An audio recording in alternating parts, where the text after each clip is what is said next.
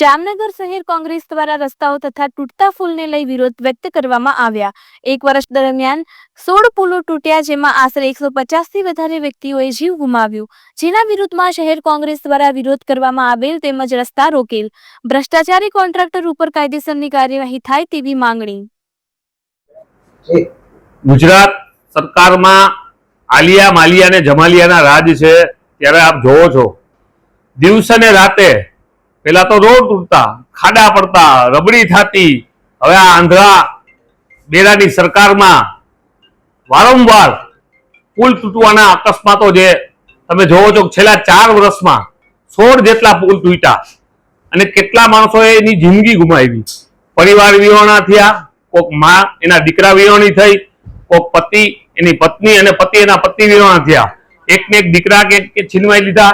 આ સરકારના રાજમાં તમે જોવો છો તેમ ભ્રષ્ટાચાર સિવાય કાંઈ નથી।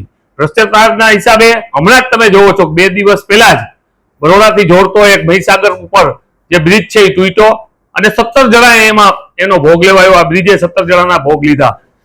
જામનગરમાં પણ તમે જોવો તો જજરીતો કેટલા બધા રોડો છે, પુલો છે, ક્યાંય ને ક્યાંય તંત્રનું ધ્યાન ભ્રષ્ટાચાર સિવાય ક્યાંય ધ્યાન નથી હોતું।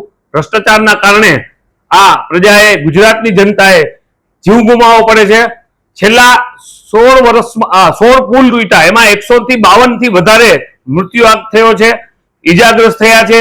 ત્યારે આ સરકારને જગાડવા માટે જામનગર કોંગ્રેસ દ્વારા અમે પણ કંઈક સરકારને જગાડીએ અને ક્યાંક જામનગરની જનતાના પણ ક્યાંક હાથ પગ તૂટ્યા હોય એવો દેખાવ કરી આ સરકાર સામે સૂત્રોચ્ચાર કરી અને ગલી ગલીમાં સોર છે, ભાજપ ભ્રષ્ટાચારથી માંડીને સોર છે એવો એક નારો પણ આજે આપીએ છીએ। ગુજરાતમાં ભ્રષ્ટાચાર માજા મૂકી છે, જામનગરમાં પણ એ સ્થિતિ છે।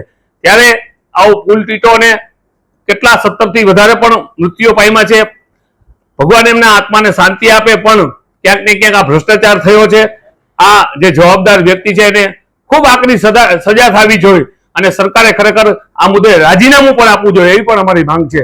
2022માં ગુજરાત વિરોધ પક્ષના નેતા અમિતભાઈ ચાવડાએ લેખિતમાં વિધાનસભામાં માંગણી કર્યા પછી સરકારને જાગૃત કરવા માટે પત્ર પણ લખેલો હતો, છતાં પણ કાન નીચે હાથ રાખી અને સાંભળ્યા કરી આ બેરી સરકારે માત્ર ને માત્ર ગુજરાતમાં મનુષ્યના જીવ લેવા સિવાય ને ભ્રષ્ટાચાર સિવાય કોઈ કામ નથી।